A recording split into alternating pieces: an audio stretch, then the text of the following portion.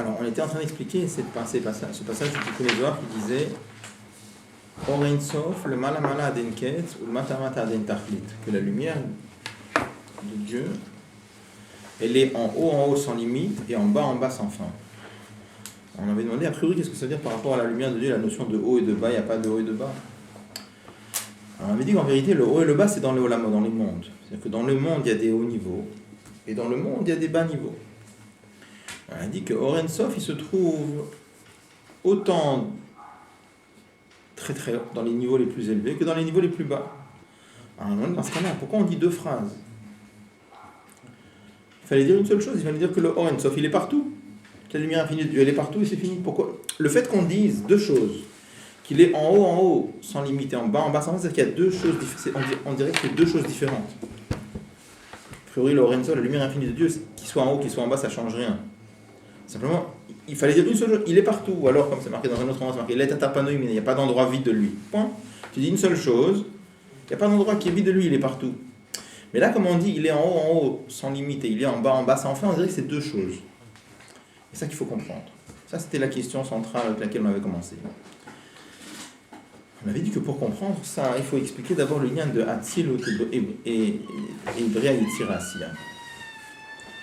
Qu'est-ce qu'on avait expliqué la différence qu'il y a entre Hatzilut et Bria Yetzira Asiya? On avait dit que les sphirotes d'Hatzilut par rapport à Dieu sont appelées comme un corps, alors que les sphirotes de Bria Yetzira Asiya sont appelées le vushim des vêtements. On a dit chez un homme, il y a deux sortes de vêtements. Le corps, c'est un vêtement par rapport à la Neshama. Et les vêtements, c'est des vêtements. Mais il y a une grande différence entre les deux. C'est que le corps, c'est le Vush HaMechuba, c'est le Vush HaMeyuchad, c'est un corps qui est unifié avec la Neshama. Alors qu'une chemise, c'est un Levush HaNifrad, c'est un vêtement qui est séparé. En résumé, ça veut dire très simplement, ça veut dire une chemise, je peux l'enlever, je peux la mettre et je peux l'enlever. Une veste, je peux la mettre et l'enlever, mais le corps, on ne peut pas. Pourquoi? Parce que le corps, il fait un avec la Neshama. On va expliquer plus profondément, ça veut dire quoi plus exactement Miyuchad? Qu'est-ce que c'est le Vush HaMiyuchad? C'est pas juste est-ce qu'on peut techniquement enlever ou pas enlever, c'est beaucoup plus que ça. On avait dit que le corps, qu'est-ce que c'est que le corps il fait un avec la Neshama? C'est que le corps, le corps vivant je parle, il a aucun autre tochen, aucun autre contenu que dévoiler la Neshama, que d'être un support à la Neshama. Alors qu'une chemise, c'est une chemise. On va dire la chemise, elle n'a pas d'autre contenu, elle n'a pas d'autre. Dire qu'une chemise, elle n'a pas d'autre contenu que servir de support à un homme, c'est pas vrai. Une chemise, c'est une chemise.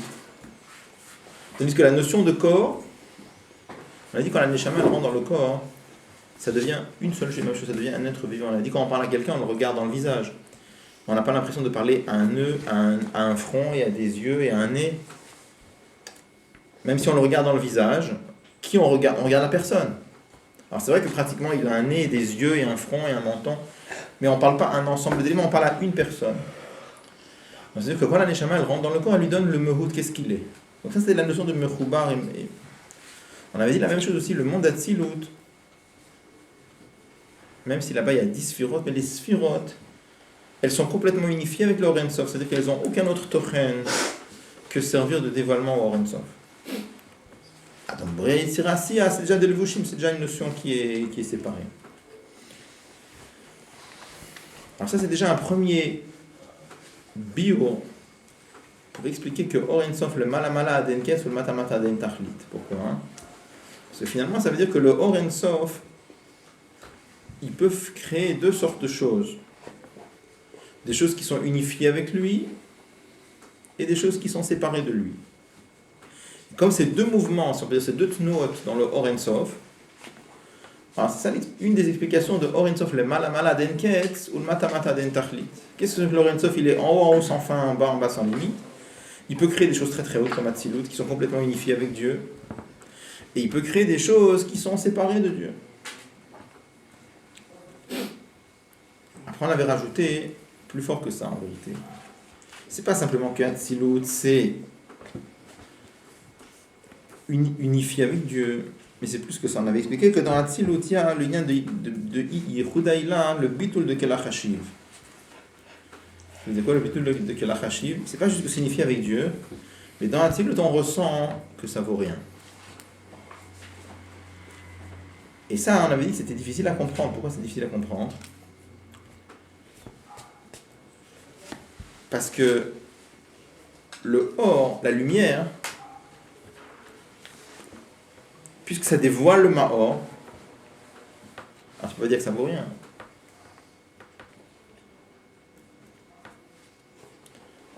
Alors on avait commencé à expliquer qu'en vérité, le or, par rapport au Maor,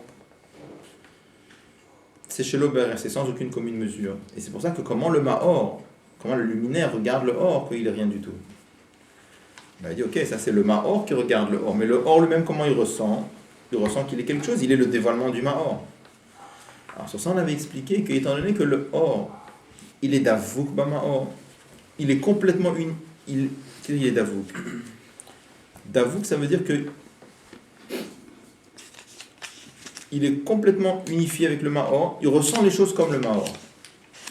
On avait parlé du Nyan de Ratso, je reviendrai sur ce Nyan de Ratso plus tard.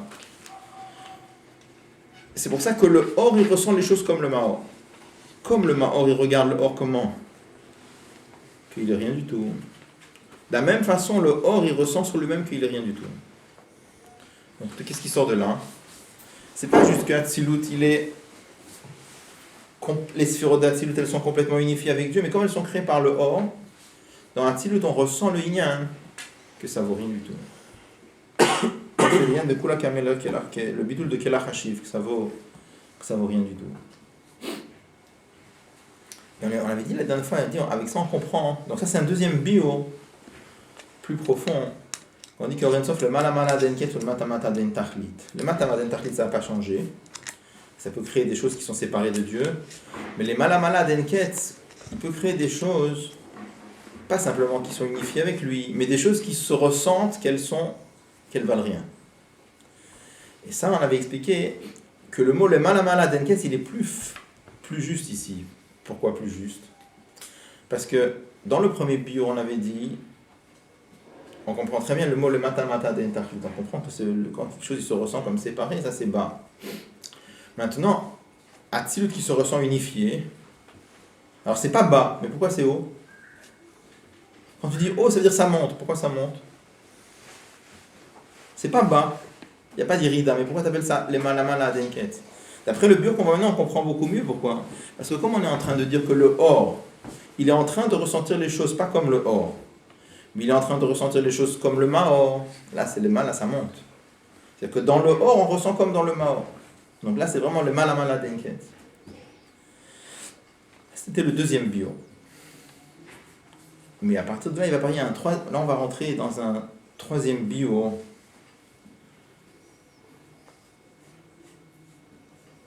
Après, on va rentrer dans un troisième bio. Qu'est-ce que c'est le malamala denket ou le matamata dentachlit? Plus fort encore.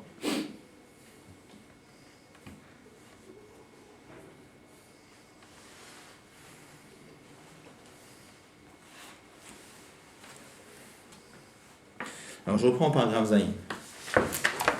On avait fini le verbe a priori, mais il y a des notions que je reprendrai encore. Je voudrais qu'on avance dans le Zayin et après on reprendra. Donc, on est paragraphe Zayin. Alors, Viesh là aussi, il dit on va rajouter des Ei, Shenit Baer Leil. Ceux qu'on a expliqués précédemment. Shema la ou mata he matzelutubia. Quand on a dit avant, qu'est-ce que c'est dire que le Oren Sof il est en haut sans limite et en bas sans fin. On a dit c'est Hatzilut et bien. C'est que le fait que le Oren Sof il a deux tnuot, il a deux mouvements en lui, si on peut dire, deux inyanim, deux notions. Le fait qu'il peut créer une chose comme Hatzilut, qui est le Malamala Denket, il peut créer quelque chose comme Bria Yetzira Asiya, qui est très très bas. Alors, mais il dit ça c'est Beklalut, ça c'est si on parle de façon globale. Aval Bepratiut, mais si on rentre plus dans les détails. Inyan de mala ou matan, ou hen beatzilut, vehen de briatirasiya. En vérité, si on rentre plus dans les détails, il y a inyan de haut et de bas dans les deux. Nous on avait dit juste à présent que le haut c'est quoi? C'est atzilut. Et le bas c'est quoi? C'est briatirasiya. Il dit ça c'est vrai, mais c'est vrai biklalut. Si on rentre plus dans les détails, dans atzilut il y a inyan de haut et de bas, et dans briatirasiya il y a inyan de haut et de bas. Ça va être encore plus compliqué là. C'est pas... Vegam be'atzilut, ulmala me'atzilut, yesh ha'inyan demata. Il dit qu'en vérité, même dans Atzilut, étant plus haut qu'Atzilut, il y a le Inyan de bas. Jusqu'à présent, on disait que Atzilut c'est haut. Là, il dit que même dans Atzilut, et même plus haut qu'Atzilut, il y a aussi un Inyan de bas. Vechen leidar, il en va de même de l'autre côté. Chez Gambe, Bria Yetzira, si même dans les mondes de Bria Yetzira, c'est dans les mondes inférieurs. Yesh ha'inyan de mal, il y a aussi là-bas un Inyan de haut. Enfin, Inyan hu, pour expliquer le sujet. Damit ita Inyan de Einaror. Il dit le vrai Inyan de Einaror. Je sais pas si vous avez compris, je vous le vous avez écrit. Il dit que le vrai Inyan de Einaror, Einaror c'est-à-dire sans aucune commune mesure. Quand on dit que tous les mondes par rapport à Dieu, c'est chez l'Ober, c'est sans aucune commune mesure, c'est sans comparaison possible. Non, chez l'Ober, non, c'est pas vrai. Non, pas vrai. Ou ça veut dire Shatzilut, Vegam le Malameatzulut Veasia Mbeshave Mamash. Il dit le vrai Nyan d'Einaror, c'est quand on dit que Atzilut est plus qu'Atzilut, ou bien le monde de Asiya, le monde de l'action matérielle, par rapport à Dieu, c'est exactement la même chose. Donc je répète les mots, qu'est-ce qu'il dit ? Il dit, qu'est-ce que c'est que le vrai Inyan quand on dit que les mondes par rapport à Dieu, c'est chez l'Ober, ça veut dire sans aucune commune mesure. Ça c'est quand on dit que le monde d'Atzilut, le monde de l'émanation, ou bien plus haut encore, ou alors ce monde-là, le monde matériel, le monde de l'action, par rapport à Dieu, c'est Béchavé. Chavé en hébreu, ça veut dire égal. C'est exactement identique.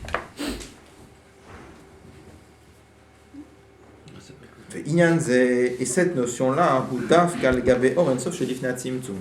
quand est-ce qu'on peut dire ça ? C'est seulement si on parle de la lumière infinie de Dieu qu'il y avait avant le Tzimtzum, avant la contraction. Pourquoi ?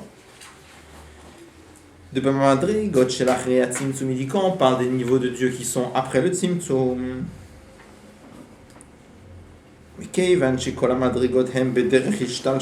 il avait alloué, étant donné que tous les niveaux là-bas, ils sont dans une façon d'enchaînement, de cause à effet. Il y a des mondes, il y a Akudim, le Kudim, Rudim, après il y a Bria Yetzira, ça descend comme un enchaînement. On est obligé de dire Shiailahi le malameha alul. La cause, elle est supérieure à l'effet. Vegam, encore une deuxième nekuda.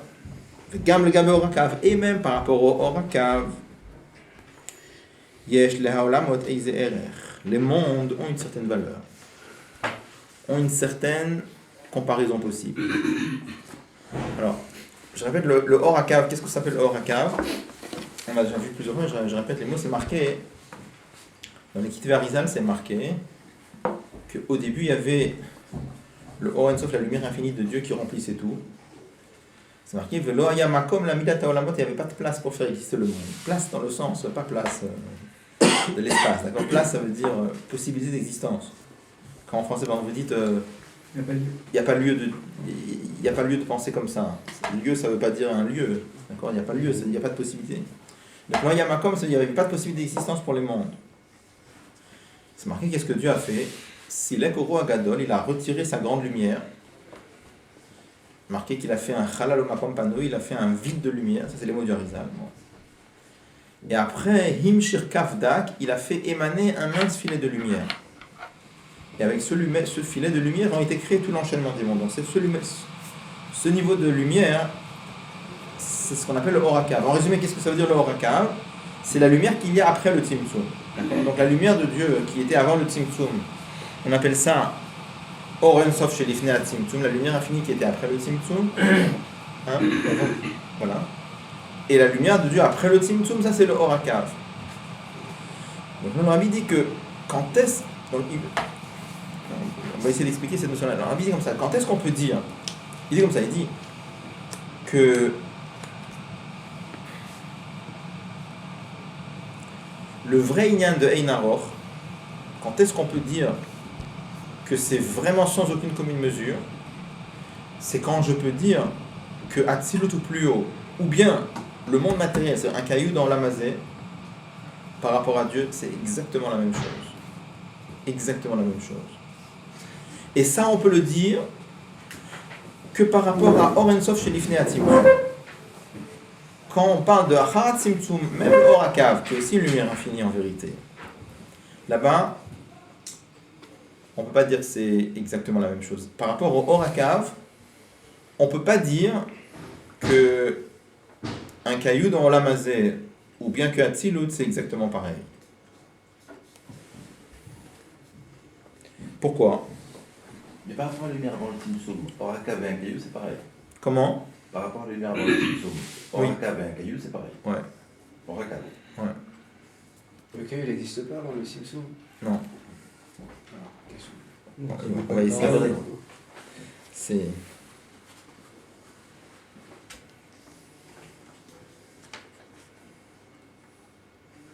Et pourquoi? Mais avant, il parlait des madrigotes qui sont après. C'est marqué des madrigotes chez l'Achre à Tzimtzum. Oui. Donc c'est déjà le processus du cave là maintenant. Oui. Alors pourquoi on a dit les gammes, les gabés, les caves? On va essayer d'expliquer. Alors, je lis encore un petit morceau, il dit comme ça. Pourquoi? Pourquoi on peut dire que par rapport au Or HaKav, il dit comme ça, il dit que par rapport au Or HaKav, bon, Or HaKav, c'est la lumière, encore une fois, c'est la lumière qui est après le Tzimtzum. Atzilut ou Asiya, il y a une différence. Quand est-ce qu'on peut dire que c'est Béchavé Mamash?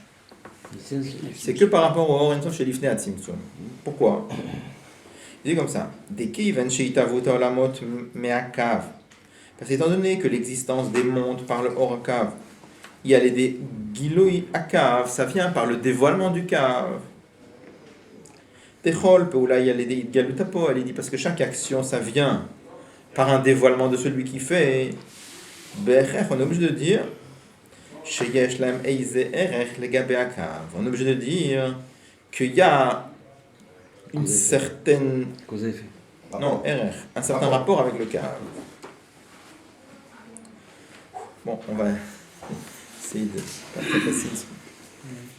On va essayer un petit peu... Enfin...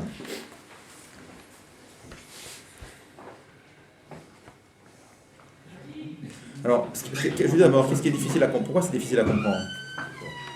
Pourquoi c'est difficile à comprendre? Parce que quand en général on parle de RR ou Shelo BRR, quand on veut dire qu'une chose, elle est comparable ou pas comparable, ou quand est-ce qu'on dit que des deux choses sont sans aucune commune mesure, Shelo BRR, habituellement, quelle est la référence qu'on donne? On donne toujours la référence dans Tanya, comment il explique dans Tanya, avec les chiffres, d'accord? Il dit par exemple, quand on prend des chiffres, 1 par exemple, avec un grand chiffre 10 000, est-ce que 1 devant 10 000 ça vaut quelque chose? Pas grand chose, négligeable, mais ça vaut quand même quelque chose. Pourquoi? Parce que si de 1 je passe à 2, je me suis rapproché de 10 000, parce qu'avant il me manquait 9 999 et maintenant il me manque plus que 9 998. Ou en d'autres termes, je peux écrire 1 en fonction de 10 000. Je peux dire 1 égale 1 10 millième de 10 000. Et 2, c'est 2 10 millièmes de 10 000. Donc comme je peux écrire l'un en fonction de l'autre, ça s'appelle BRR. Il y a une comparaison possible. Si maintenant, au lieu de prendre le chiffre 10 000, je prends l'infini, et je te demande combien ça vaut 1 devant l'infini, ça vaut rien. Pourquoi ça vaut rien? Parce que quand je suis à 1, il me manque combien pour arriver à l'infini? L'infini. Et si de 1 je passe à 2, il me manque combien pour arriver à l'infini? L'infini. Et si je passe à 10 milliards, il me manque combien pour arriver à l'infini? Voilà. Donc ça veut dire en vérité que devant l'infini, 1, 10 ou 10 milliards, c'est la même chose. Pourquoi c'est la même chose? Ils sont tous chez l'OBRR. C'est-à-dire chez l'OBRR, sans aucune commune mesure. C'est de quoi le mot en français commune mesure? Parce que de toute façon, que je sois 1 ou à 10 milliards, il me manquera toujours l'infini pour arriver à l'infini. Ou alors, une façon de dire, mais ça revient au même, est-ce que je peux écrire 1 en tant que fraction de l'infini? Est-ce que je peux dire 1 égale telle partie de l'infini? Est-ce que je peux dire ça? Pas du tout. Je quand je parle de 10 000, je peux dire 1 égale 1 dix millième de 10 000, ouais. Mais est-ce que je peux dire 1 égale une certaine fraction de l'infini? Pas du tout. Et si j'ai 10 milliards, est-ce que je peux écrire 10 milliards en fonction de l'infini? Je peux dire 10 milliards, c'est tant et tant de tantième de l'infini. Est-ce que je peux dire ça? Rien du tout. Donc, ça veut dire que par rapport à l'infini, 1 ou 10 milliards, c'est pareil. D'accord? Donc c'est pour ça qu'on a du mal à comprendre ce qu'il dit là. Pourquoi? Il dit comme ça, il dit par rapport... Il dit, quand est-ce qu'on peut dire que Hatzilut,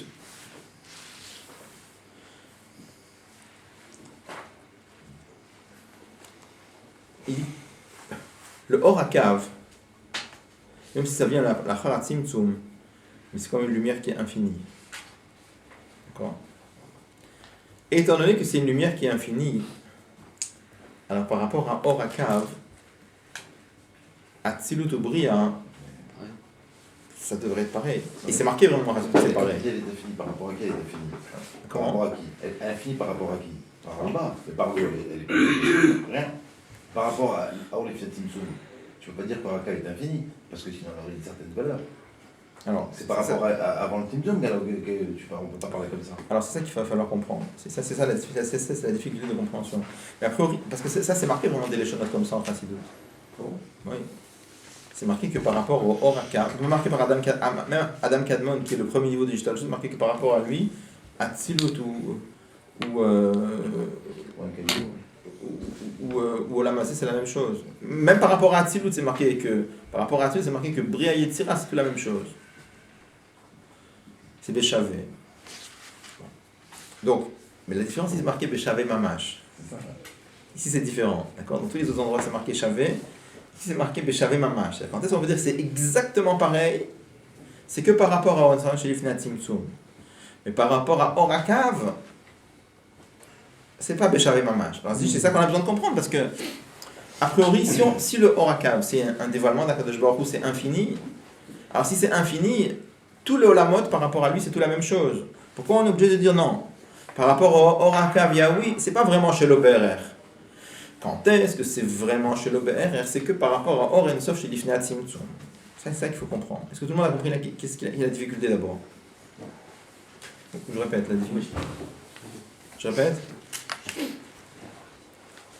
Toujours en Chassidut, quand on veut expliquer qu'une chose, elle est chez l'Oberer par rapport à une autre, ça veut dire qu'elle est sans aucune commune mesure. Quel exemple on donne? On donne l'exemple de l'infini. Par rapport à l'infini, tout est chez l'Oberer. Chez l'Oberer, ça veut dire sans aucune commune mesure possible. Et on comprend très bien. 1 devant l'infini, ça vaut rien. 10 milliards devant l'infini, ça vaut rien. Donc, conclusion, devant l'infini, 1 ou 10 milliards, ça vaut pareil. Je ne suis pas plus avancé en ayant 10 milliards qu'en ayant l'un que... C'est clair, ça.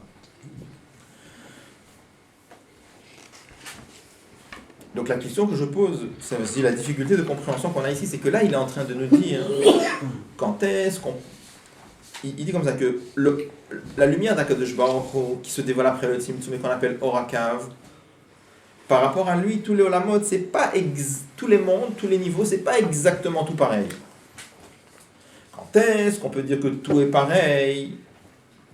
C'est seulement par rapport au Or Ensof chez Lifnei Tzimtzum. Je demande pourquoi. Puisque la lumière de Dieu qui est après le Tzimtzum, c'est aussi limité. Alors tous les autres niveaux, par rapport à lui, c'est tout la même chose. Et pas seulement c'est comme ça, c'est marqué comme ça en face. C'est marqué comme ça ailleurs. La seule différence ici, c'est marqué c'est pareil, mamash. Les autres, c'est marqué c'est pareil, mais c'est pas marqué le mot mamash. Mais quelle est la différence?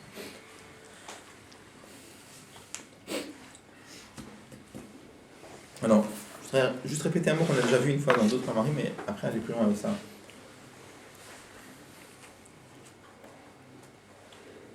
Vraiment, on explique que quand on dit que deux choses sont chez l'Oberer, qu'il y a deux sortes de chez l'Oberer. Il y a un chez l'Oberer quand on dit avec les chiffres. Si je te dis par exemple 1 devant 1000, ça vaut quelque chose, 1 devant 10 000, ça vaut quelque chose, mais 1 devant l'infini, ça vaut rien. 10 milliards devant l'infini, ça vaut rien. Pourquoi ça vaut rien? Je ne me suis pas rapproché de l'infini. Mais pourquoi je dis que ça vaut rien? Parce que Be'etzem, c'est rien ou c'est un problème de quantité? Parce que dans l'absolu, c'est rien, ou bien parce que c'est un problème de quantité. Je reprends l'exemple qu'on avait déjà pris. Imaginez par exemple un homme qui a une petite chokhma. Et imaginez quelqu'un qui a beaucoup de chokhma. Et imaginons quelque chose d'impensable, mais quelqu'un qui a une chokhma infinie, ça n'existe pas, mais c'est pas grave. Juste pour comprendre. Donc celui qui a cet homme qui a une chokhma infinie, je dirais, le petit chacham par rapport à lui, comme qu'est-ce qu'il vaut? Il vaut 0. Parce que lui, c'est une chokhma petite, et lui, il a une chokhma infinie. Maintenant, le deuxième, qui a une grande chokhma, combien il vaut par rapport à ce chacham qui a une chokhma infinie? Qu'est-ce que je veux dire? Il vaut 0. Pourquoi il vaut 0? Parce que là-bas, c'est une grande chokhma, et c'est fini. Lui, c'est infini. Qu'est-ce que ça vaut 10 000 devant l'infini? 0. D'accord? Mais si on réfléchit mieux, pourquoi je dis que ça vaut rien? C'est un problème qualitatif ou c'est un problème de quantité? C'est un problème de quantité. La chokhma, je dis que c'est une bonne chose. Seulement, le problème, c'est que lui, il en a un petit peu, lui, il en a beaucoup, et l'autre, il en a à l'infini. Donc, c'est bon. Mais la chokhma, ça vaut quelque chose. Maintenant, je te demande autre chose maintenant. Je te demande, la stupidité devant une chokhma infinie, ça vaut combien? Ça vaut rien. Et là, j'ai pas besoin de dire, tu sais pourquoi ça vaut rien, hein? Parce que ça c'est fini, ça c'est infini. C'est pas besoin de parler de ça. Ça vaut rien. C'est pas juste un problème de quantité. Ça vaut rien, pourquoi? Parce que dans l'absolu, la stupidité par rapport à la chokhma, ça vaut rien. C'est pas... Vous voyez la différence? On peut dire encore autrement, si vous voulez. C'est comme si on disait... Quand je prends le petit chacham par rapport au grand chacham, je dis... Quel inconvénient il a le petit chacham devant le chacham infini? L'avantage, c'est que tous les deux, ils ont une qualité qui s'appelle la chokhma. Ça, c'est le point commun entre les deux. Le problème, c'est que celui-là, il a une petite chokhma et celui-là, une chokhma infinie. Donc, je dis qu'il y a quand même un point commun entre les deux, c'est que tous les deux, ils ont une certaine valeur, c'est la chokhma. Le problème, c'est que comme ça, c'est fini, ça c'est infini, ça vaut rien. Mais le inyan lui-même, il a, oui, quelque part, une certaine valeur. Si je te prends maintenant, par exemple, quelqu'un qui a une stupidité énorme, et je te demande, combien il vaut par rapport à celui qui a de la chokhma infinie? Eh bien, je dis, premièrement, tu n'as pas besoin de dire que ça c'est fini, ça c'est infini. Déjà, il y a deux problèmes ici. C'est que... Dans le fini. Hein? Dans le fini, déjà... C'est ça, c'est que dans le fini lui-même, c'est déjà... D'accord? Donc ça revient à dire, à cause de ça, on arrive encore à une conclusion.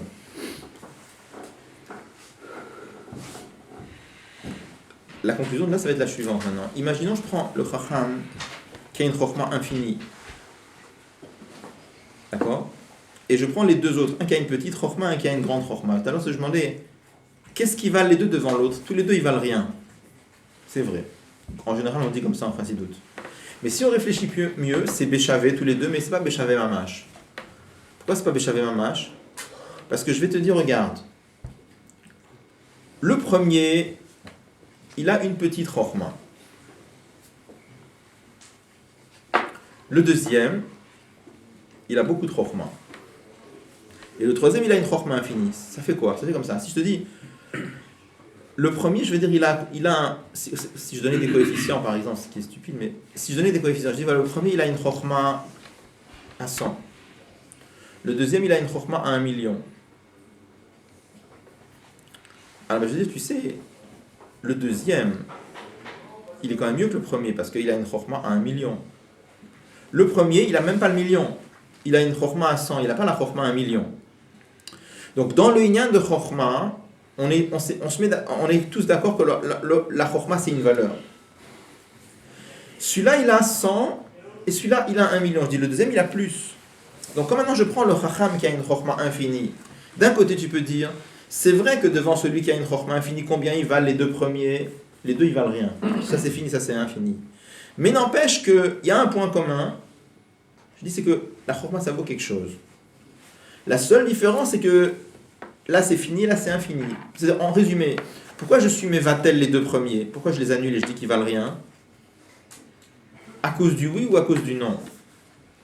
Je les annule à cause du non, c'est-à-dire à cause du manque qu'ils ont en eux, à cause de la quantité qu'ils ont en eux. Mais le oui, c'est la chorma qu'ils ont, ça vaut quelque chose.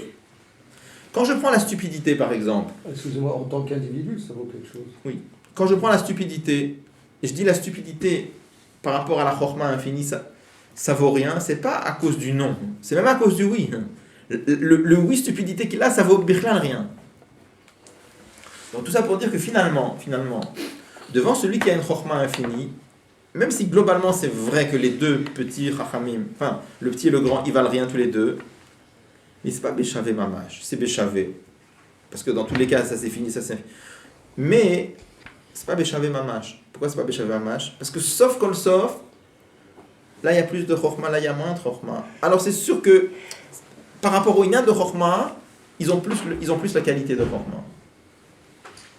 Est-ce que ça va ça? Ils ont la qualité. Ça va? Bon. Tout le monde est d'accord? Oui ou non? Très intégré. Bon, alors maintenant on va essayer de... J'ai pas trop compris. Ça va compris. J'ai compris tout, mais jusqu'à la fin, j'ai pas compris. Parce que si tu commences à dire, sauf que tu considères quand même la quantité, parce qu'en fin de compte, tu considères la quantité. Tu considères la quantité à la fin. Qualité. Sur La qualité. tu es revenu au début avec que la qualité, puis à la fin, on a quand même considéré la quantité. Donc, au début, on ne considère pas du tout la quantité. Et à la fin, tu Dans quoi? Pas dans la stupidité, dans la chorma. Dans le pourcentage de chorma.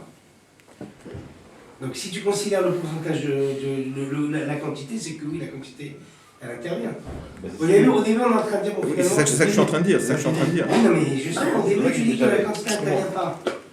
Alors, Tout le raisonnement au début, c'est dit que le raisonnement du début, c'est de dire pourquoi ça n'intervient pas. Parce que là, il me manque l'infini. Dans le premier cas, il me manque l'infini. Dans le deuxième cas, il me manque l'infini. C'est comme si je te disais autrement. Le petit chacham à 100, d'accord? Combien il lui manque pour arriver à la chorma infinie? Il lui manque l'infini. Le deuxième chorma à 1 million, on va dire, la chorma à 1 million. Combien il lui manque pour arriver à l'infini? Il lui manque l'infini. Donc d'un côté, je peux dire que par rapport au chacham infini, les deux, ils valent pareil. Maintenant, c'est vrai. Et ça, on reste avec ça. Et même d'après la fin, on reste. Maintenant, je vais te rajouter autre chose. Je vais te rajouter comme ça. Le deuxième chacham par rapport au premier, Oui, là. je vais dire comme ça, le premier chacham, il a deux inconvénients. Premièrement, c'est que pour arriver à l'infini, il lui manque l'infini. Deuxième inconvénient, c'est qu'il n'a même pas 1 million. Le deuxième, c'est vrai que pour arriver à l'infini, le deuxième qui a la chorma à 1 million, l'inconvénient qu'il a, c'est quoi, hein? Par rapport à l'infini. C'est que par rapport à l'infini, à la chorma infinie, il lui manque l'infini. Mais il a un avantage par rapport au premier, c'est que lui, au moins, il a le million. C'est sa qualité. Mais tu C'est la peux qualité. faire la comparaison par rapport à l'infini.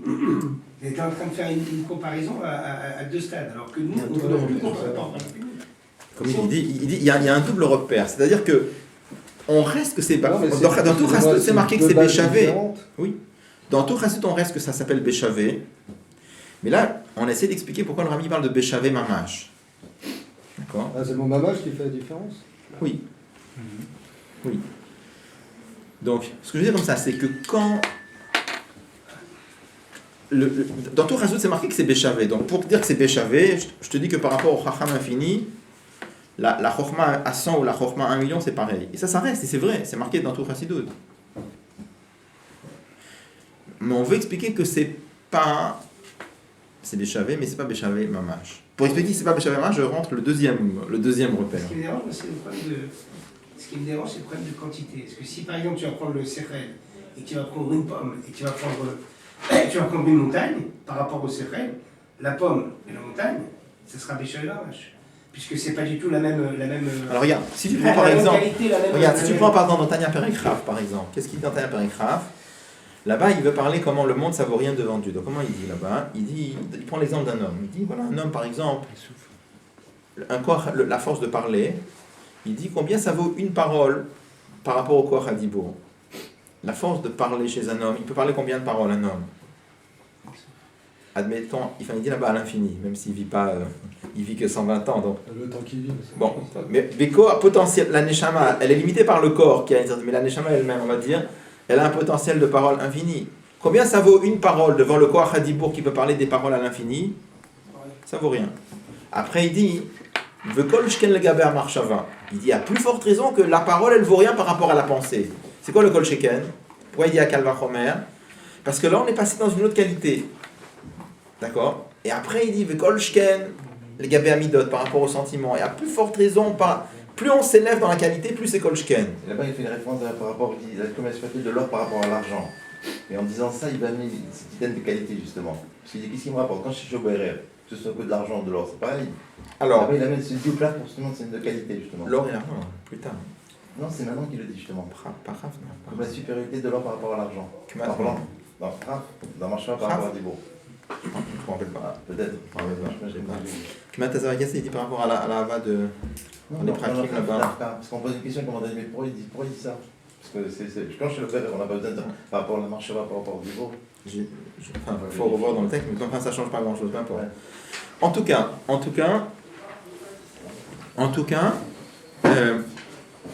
tout ça c'est pour mettre en évidence qu'il y a deux sortes de shelo be'erer. Il y a un shelo be'erer qui est purement quantitatif, d'accord. Et après, une autre sorte de shelo be'erer. Si je te dis combien ça vaut maintenant quelqu'un qui est complètement stupide devant un chacham infini. Ça vaut zéro. Mais c'est pas juste parce que ça c'est fini, ça c'est infini. C'est parce que le inyan lui-même, il vaut rien. D'accord? Donc, c'est-à-dire que là, le premier shelo be'erer, c'est un shelo be'erer quantitatif, c'est-à-dire, je dis comme ça, le inyan, c'est un inyan. La chokhma, ça vaut quelque chose, fondamentalement. Pourquoi je dis que ça vaut rien? À cause de la quantité. Mais le inyan lui-même, je ne sais pas me va-t-elle auto. En qualité. Quand je prends le petit chacham par rapport au chacham infini, pourquoi je dis qu'il vaut rien? À cause de la quantité. Mais le inyan lui-même, ça vaut quelque chose parce qu'il a quand même de la chorma. D'accord? Donc ça c'est une façon de shelo be'erer. Après il y a un deuxième cas de shelo be'erer. Je te dis ça vaut rien, pas parce que c'est pas juste un problème de quantité. Parce que le inyan lui-même ça vaut rien. Bon. Alors pour ça, je voudrais essayer d'appliquer ça maintenant à ce qu'on est en train de voir ici. C'est-à-dire, déjà comprendre par exemple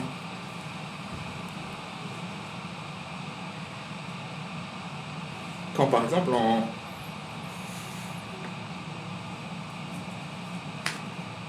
quand on dit qu'est-ce que c'est que Dieu, on dit Leid Marshvat Fissa Beklal, aucune pensée peut le saisir. Il y a comment la Chakira comprend cela, c'est la philosophie juive comprend cela, et à comment la Kabbalah comprend ça, et c'est pas la même façon. Et dans la Kabbalah même, il y a une différence entre Kabbalat Arizal et Kabbalat Aramak. Alors, on va déjà essayer de comprendre la différence entre les deux, la façon de dire que Dieu, on ne peut pas le comprendre. Comment on comprend cette phrase? Qu'est-ce que ça veut dire cette phrase qu'on ne peut pas comprendre Dieu d'après la Chakira? Et qu'est-ce que ça veut dire qu'on ne peut pas comprendre Dieu d'après la Kabbalah? On va voir, c'est pas du tout la même chose. Même si c'est les mêmes mots, mais c'est pas du tout la même chose. Pourquoi? D'après la Chakira, comment on arrive à ça? D'après la Chakira, comment on arrive à l'idée de Dieu? C'est-à-dire quand quelqu'un réfléchit au monde, il voit le monde, il voit que le monde c'est une existence qui est limitée et qui a plein de défauts. Pourquoi plein de défauts? C'est limité, c'est composé, c'est nifsad, les choses se détériorent. Bref, plein de défauts dans ce monde-là. Et quand quelqu'un se met à réfléchir, il arrive à la conclusion que c'est impossible de dire que c'est ça la vraie existence. Et on est obligé de dire que la vraie existence c'est autre chose. Donc c'est-à-dire qu'à partir des défauts de Olam Hazeh, à partir des défauts du monde matériel dans lequel on vit, une personne qui réfléchit peut arriver à la conclusion que finalement, ce monde-là est rempli de chesronot, il est rempli de défauts. Et on doit dire qu'il existe un existant supérieur qui est la vraie existence, et qui n'a pas tous les défauts qu'il y a dans l'Amazé.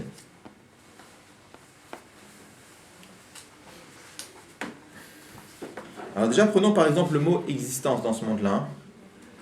La notion d'existence, c'est une notion qui est très faible. Pourquoi c'est très faible? Parce que quand je dis une existence, dans ce monde-là, elle existe. Quand je dis un objet existe, c'est quoi exister? C'est le fait d'être là. Si je dis par exemple la table, elle existe. Pratiquement, si je voulais remplacer le mot exister par un synonyme, qu'est-ce que je dirais? Ou même si elle est cachée par une couverture et que je ne la vois pas, mais je dirais elle est présente. Elle est là. C'est-à-dire que finalement, l'existence, c'est quoi? C'est une présence. Donc c'est-à-dire ce qu'on appelle ce qu'on appelle Efshari HaMetziut. Elle aurait pu ne pas être là, mais il se trouve qu'elle est là. Donc c'est un fait. C'est une existence. Je ne sais pas si ça existe le mot factuel en français. Oui. C'est dû à un fait. Il y a un fait, c'est que voilà, il y a une présence. Ça aurait pu ne pas, mais il se trouve que c'est comme ça.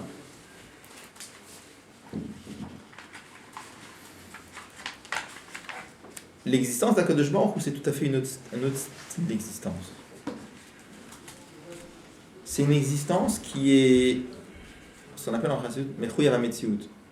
C'est obligé que ça existe. Pourquoi c'est obligé que ça existe? Prendre l'exemple, si je prends une svara par exemple, une idée. Si je dis par exemple 1 est plus grand qu'un demi. La svara, le concept, il existe ou il n'existe pas? Et il existe. Si je voulais dire là-bas un synonyme du mot exister, qu'est-ce que je pourrais dire comme mot? Est-ce qu'il y a une présence? Il n'y a pas un truc qui se balade dans l'atmosphère ou dans l'espace qui dit que 1 est plus grand qu'un demi. Donc, on n'a pas de mots. C'est comme ça. C'est beaucoup plus que ça. Autant je peux dire que la table, l'existence de la table, elle est événementielle. Il y a un événement, voilà. Là, c'est pas événementiel, c'est pas un événement. C'est comme ça. Et fondamentalement, ça peut pas être autrement. Enfin, ça peut être autrement. C'est comme ça parce que Dieu a créé comme ça. Ça aurait pu être, si Dieu avait créé autrement, Dieu aurait pu faire qu'un demi soit plus grand qu'un. Mais une fois que Dieu a fait comme ça, c'est comme ça. D'accord? Donc, ce style d'existence, c'est une existence qui est beaucoup plus forte. Pourquoi? Parce que quand je dis la table, elle existe, c'est une existence qui est matérielle. Oui, mais qui est limitée. Limitée, c'est événementiel. Donc un événement, c'est dans un certain endroit et dans un certain lieu. La table, elle est là, mais là-bas, elle n'est pas. L'existence de la svara, c'est une existence qui est beaucoup plus forte, parce que c'est pas événementiel. C'est pas un événement, c'est pas. Il se trouve que 1 est plus grand qu'un demi. C'est comme ça et ça ne peut pas changer. Bon. C'est une règle. La règle, elle est comme ça. L'existence d'Akadosh Baruch Hu, c'est beaucoup plus fort que ça. Pourquoi? Parce que pour le raisonnement, c'est comme ça, parce que Dieu a créé comme ça, il aurait pu créer autrement. Donc ça veut dire que l'existence des créatures de Olam Hazé, c'est une existence qui est limitée. L'existence d'Akadosh Baruch Hu, on dit le mot existence parce qu'on n'a pas d'autre, mais le mot il n'est pas exact. Il faudrait dire quelque chose de beaucoup plus fort. Mais c'est une existence qui existe à l'infini. Le premier, l'existence de la table, comme c'est quelque chose qui est événementiel, c'est-à-dire c'est lié à un événement, il se trouve qu'il y a une table, c'est limité dans le temps et dans l'espace, c'est limité, aujourd'hui elle est là, tout à l'heure je ne sais pas, hier je ne sais pas, en tout cas maintenant elle est là, et ici elle est là, là-bas elle n'est pas, et demain je ne sais pas si elle sera là. Donc c'est une existence qui est très limitée. L'existence d'Akadosh Baruch Hu, c'est un style d'existence qui est chez l'homme qui est très fort, d'accord? Il n'y a pas de limite. Qui est sans limite. Qui est sans limite. Maintenant, si quelqu'un... Alors, je comprends que son existence, elle est sans limite, et si on me demande qu'est-ce que c'est Akadosh Baruch Hu, je vais te dire, ok, je ne sais pas ce que c'est. Mais ce que je peux te dire, c'est que, étant donné que je perçois que dans les créations, les objets de ce monde-là ont des chesronotes, ont des défauts, je comprends que ce n'est pas ça la vraie existence, ça c'est très faible là. La vraie existence, c'est c'est le summum de la perfection, qui n'a aucun défaut, qui existe de façon infinie, etc. Te dire qu'est-ce que c'est, je peux rien te dire, je sais pas ce que c'est.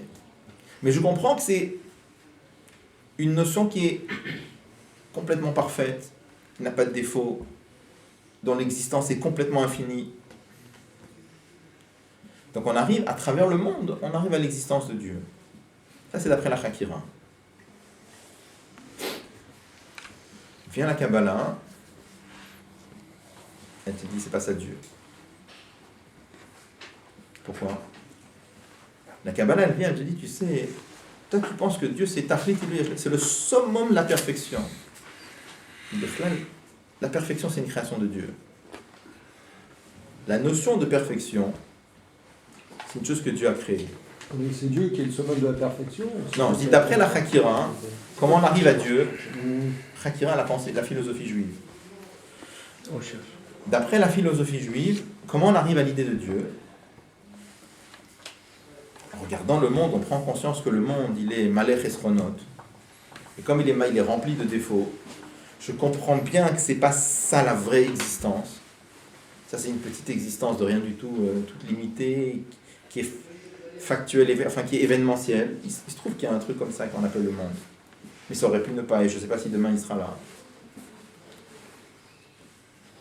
Et en réfléchissant à ça, on arrive à concevoir qu'il existe une autre sorte d'existence. Excusez-moi, ça veut dire que pour la Hakira, Dieu est fini alors? Pourquoi? Non, bah, c'est d'après ce que vous dites. Pourquoi? Où j'ai dit ça? Non, ce que j'ai cru comprendre. Mais dans quelle phrase vous avez compris ça? Bah, vous dites que, comment dire, qu'il existe des défauts dans ce monde, donc s'il existe des défauts, c'est que Dieu a des défauts. Non, le monde il est limité. Voilà. Donc puisque le monde est limité, je comprends que c'est pas ça la vraie existence. Et ça, c'est la Hakira qui dit ça, ou La on Hakira va dit sur ça. la Kabbalah? Non, ça c'est la Chakira qui dit ça. Donc comme je comprends que c'est pas ça la vraie existence, ça m'oblige à dire qu'il y a une autre sorte d'existence qui est complètement infinie et qui n'a aucun défaut et qui est le summum de la perfection, et ça c'est Dieu. Mais ça c'est Dieu d'après la Chakira. D'accord. Ça va? Ouais, ok. Vient la Kabbalah, elle dit c'est pas ça Dieu. Ça aussi, mais pas que ça. Pourquoi? Parce que la Chakira, elle vient, elle te dit la notion même de perfection, c'est une création. Quand tu parles de perfection, c'est une notion. Dieu, c'est pas une notion. Même si c'est quelque chose de complètement infini, donc c'est-à-dire comme ça, d'après la Chakira dit je sais pas ce que c'est Dieu. Mais pourquoi je sais pas ce que c'est Dieu? Parce que, étant donné que Dieu c'est le summum de la perfection, Birklal, j'ai aucune idée qu'est-ce que c'est la perfection, ça déjà je connais pas. En plus tu me parles d'une perfection infinie et le summum, alors ça j'ai vraiment aucune idée. Donc je dis clairement je sais pas ce que c'est Dieu. Et vient la Kabbalah, elle te dit, mais Birklal, Dieu c'est pas de la perfection, Birklal. Ah c'est quoi?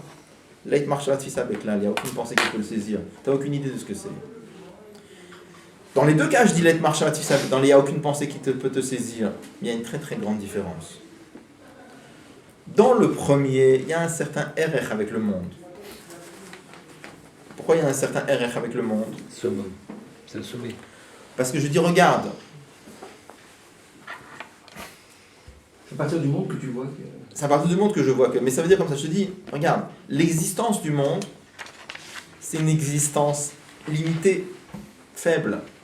Mais existence, c'est une mala ou c'est pas une mala? Exister, c'est un avantage ou c'est pas un avantage? C'est une qualité ou c'est pas une qualité? C'est une qualité. Alors je dis, l'existence de ce monde-là, il a la qualité d'exister. Mais c'est une existence toute faiblarde de rien du tout. Akadosh Baruch Hu, c'est la vraie existence. C'est une existence infinie, qui est pas événementielle, qui est pas beaucoup plus que ça. Ah, déjà, tu fais un point commun entre les deux. C'est comme la petite chorma avec la chorma infinie. Là. Déjà, tu es en train, quand tu parles comme ça, tu compares Dieu avec le monde quelque part, mais tu dis que ça n'a rien. En disant que l'existence du monde, elle est sans aucune commune mesure. Parce que l'existence du monde, c'est une petite existence de rien du tout, est limitée. D'accord?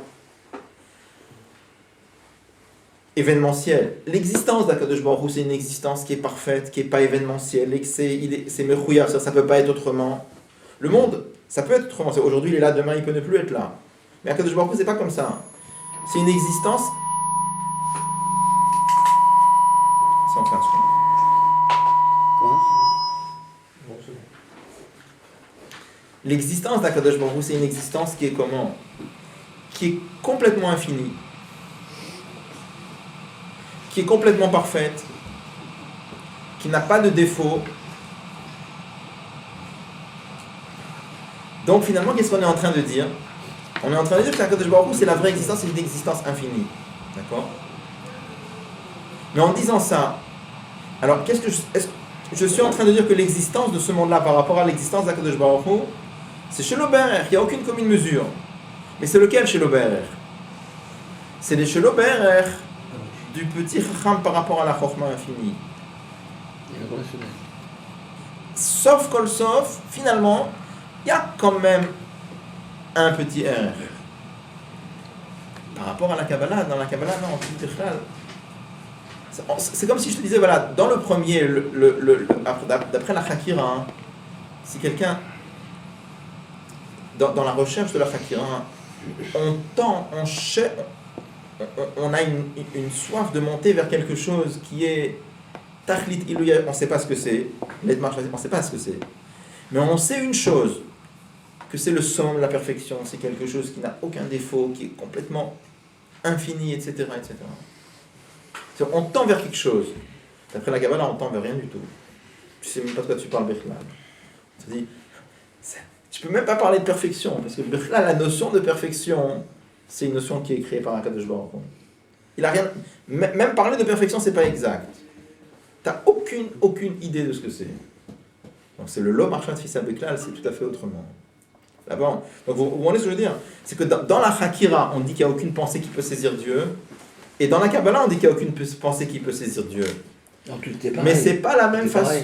Mais c'est pas la même façon de dire que c'est pas la même chose. Le Tochen est très différent. D'accord? Alors ça, bon. Après, ce qu'il faudra comprendre, c'est dans ça même, il y a une différence entre la Kabbalah du Harizal et la Kabbalah du Ramak. D'accord? Ramak, Rabbi Moshe Cordovero. Il a vécu en Espagne, non? Il était à Tzfat, après aussi. Il était à Tzfat. Tu as vu, le Lachon, il n'est jamais très étonnant, c'est l'emploi Lachon Tofes. Parce que c'est pas le Lachon qu'il aurait fallu employer pour ça, dans les deux cas, hein, de toute façon. Parce que Tofes, c'est une mienne de. La chose, tu l'attrapes. C'est là que aucune marche à vote ne Tofes. C'est bien le mot Tofes. Parce que quand on comprend une chose, on attrape. Quand on comprend la chose, on attrape la svara de la chose. Pourquoi tu dis les marches à vote? C'est l'expression, elle dérange, c'est pas le mot qu'il faudrait employer. Parce que Tofes, c'est vraiment que tu as. Il explique dans Tania, par exemple. Parce qu'il est muscal, tu vois, tu es. Ouais, mais il explique là-bas pourquoi on dit le mot Tofes. L'esprit attrape vraiment la svara. Mais là, c'était même pas possible d'employer ça. C'était une chose qui n'était pas possible.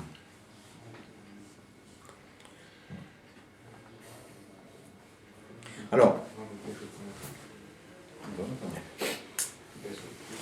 dans ça même, je disais qu'il va y avoir une différence. Donc là, est-ce que tout le monde a compris à peu près, hein? Donc là, on a un petit peu compris la différence qu'on dit que, d'après la Chakira, on dit qu'il n'y a aucune pensée qui peut saisir Dieu. Alors oui, ce que je voulais dire, cette notion-là, de dire que la Kadosh Baruch Hu, il n'a rien à voir. Le Sechel, pourquoi c'est de la Kabbalah? Kabbalah, c'est-à-dire que ça a été reçu. C'est une chose qui a été dévoilée. Le Sechel d'un homme, il n'aurait jamais pu trouver ça. Une fois que ça a été dévoilé, alors, on peut le comprendre, on peut même amener des preuves.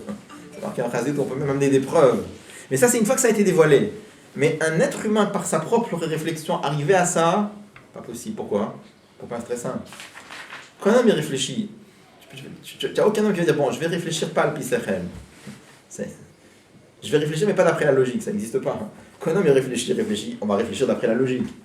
D'accord? Ça n'existe pas un homme qui dit, bon, tu sais quoi, on va raisonner, mais pas le pisachel. Ça n'existe pas. Donc c'est impossible, avec le sechel humain, d'arriver à une conclusion pareille. Une fois que ça a été dévoilé par la Kabbalah, le sechel peut l'accepter.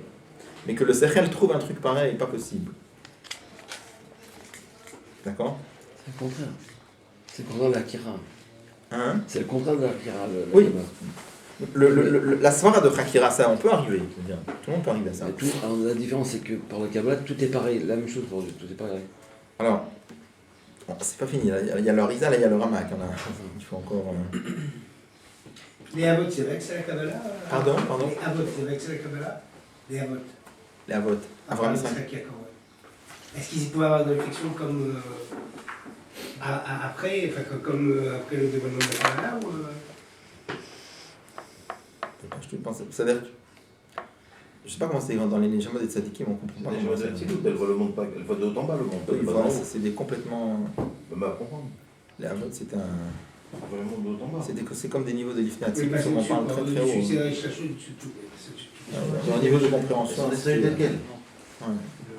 Et si on parle de compréhension, Il y avait Abraham dans la compréhension de Dieu, il a passé par différentes étapes, tu vois, quand on a un rapport dans les Sikhot, tu sais, tous les Midrashim qui disent que Abraham il a connu Dieu à 3 ans, ou à 40 ans, ou à 48 ans, enfin tous les. c'est à partir du les monde. différents endroits. C'est à partir du monde. Hatch et Tzitsalav balabira. Et Tzitsalav, c'est marqué que Dieu, qu'Abraham il cherchait Dieu, donc c'était Al-Bir Hakira, puis Zerel, jusqu'à ce que le balabira s'est dévoilé à lui. D'accord? Kabbalah. Il y a le Kabbalah, d'accord. C'est machma, je sais pas, faut trouver, mais c'est des autres.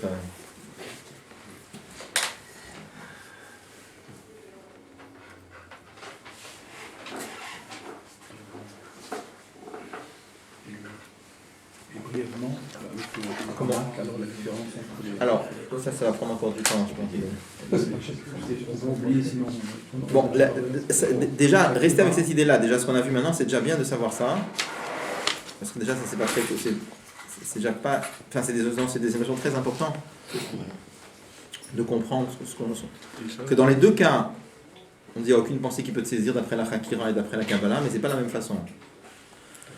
Parce que dans la donc dans les deux cas, on va dire que Dieu il est Shelo Berech avec le monde, mais c'est pas le même Shelo Berech. D'après la Kabbalah, d'après la Hakira, quand on dit que l'existence du monde c'est une petite existence limitée, l'existence d'Akadosh Baruch Hu c'est une existence qui est complètement infinie.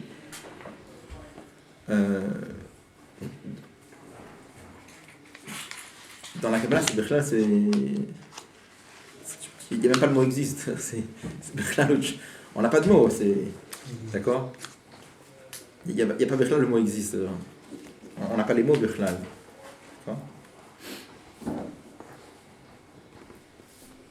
Il n'est pas donné de Tfissa de toute façon, dans le niveau. Donc pourquoi ils ont pas le mot Tfissa?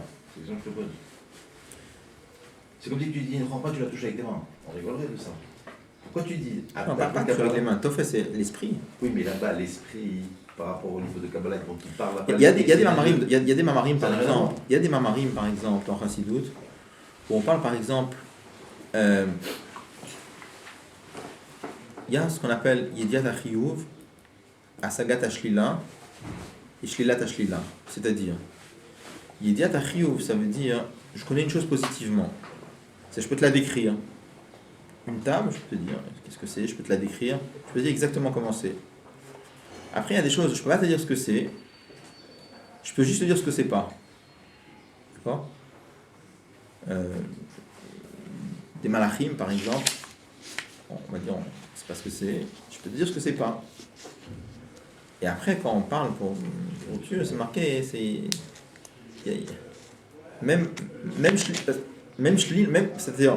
l'un c'est une connaissance positive, je te le décris, l'autre c'est une connaissance négative, je peux pas te dire ce que c'est, je peux juste te dire ce que c'est pas. Et après, pour un Kadosh Baruch Hu, c'est marqué que même pas la connaissance négative. Pourquoi même pas la connaissance négative? Pourquoi? Parce que c'est marqué comme ça, que quand on décrit une chose négativement, même si ça te dit pas comment elle est la chose, mais en te faisant savoir ce qu'elle n'est pas, ça te donne quand même une idée. Exemple. Si, par exemple, je peux vous expliquer si quelqu'un veut nous expliquer la profondeur d'une suga de Gemara, d'accord? Et il nous dit, c'est une suga de Gemara qu'un homme de la rue ne peut pas comprendre.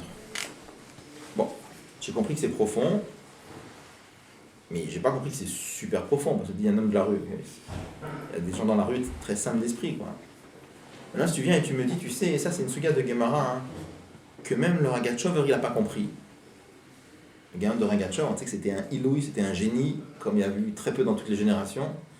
Si tu me dis que lui, il n'a pas compris cette suga de Gemara, alors je comprends que c'est même pas la peine. Mais bon, je vais une parenthèse, maintenant, sa non-compréhension à lui, c'est pas la même non-compréhension. il y a une très grande différence quand je dis un homme de la rue, il n'a pas compris, ou le gars de Garachar, ou le gars de Ragachar, il n'a pas compris, parce que l'autre, il n'a pas compris de quoi ça parle. Le deuxième, il a compris de quoi ça parle, mais il a plein de questions, pour ça, il ne comprend pas. D'accord? Mais en disant, voilà, lui, il n'a pas compris, je te fais sentir un petit peu, d'accord, à combien la chose, elle est élevée. Ça veut dire qu'en négativement, à la fin, je t'ai pas expliqué la profondeur de la chose, parce que je ne suis pas capable de l'expliquer. Mais en t'expliquant que lui, il ne comprend pas, hein, ça te donne ces chli-là. D'accord? Après, il y a des choses que c'est tellement élevé que même négativement, tu ne peux pas en parler. D'accord? Ça s'appelle shlila ta shlila, la négation de la négation. Bon. Il y a des mamarim où c'est marqué que par rapport à Or Amemale, on a Asagat Achiyuv. On le comprend positivement. Comment le grand on a dit l'être marche fils à Beklal. Mais c'est sûr qu'on parle de choses que je ne comprends pas. Mais le fait que je viens et que je te dis, tu sais, c'est Tachlit Illu Yashlemut, c'est le summum de la perfection. J'ai aucune idée de ce que c'est que sa perfection.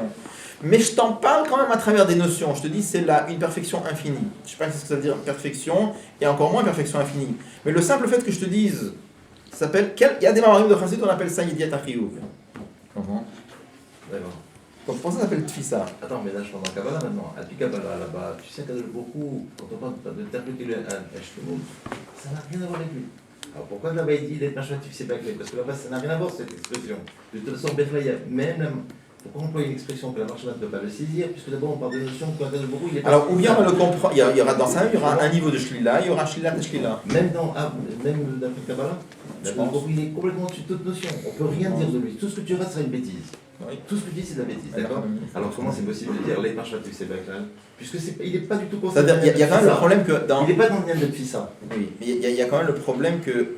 On parle avec des mots, ça restera le problème. Mais ils ont Même quand on dit Shlila Tashlila, on parle avec des mots. Quand même, ils emploient des mots, c'est très pesé, les kabbalistes. Plus que ça, je sais pas, il faut voir, mais après. Pour moi, je ne prends pas du Kabbalah cette expression.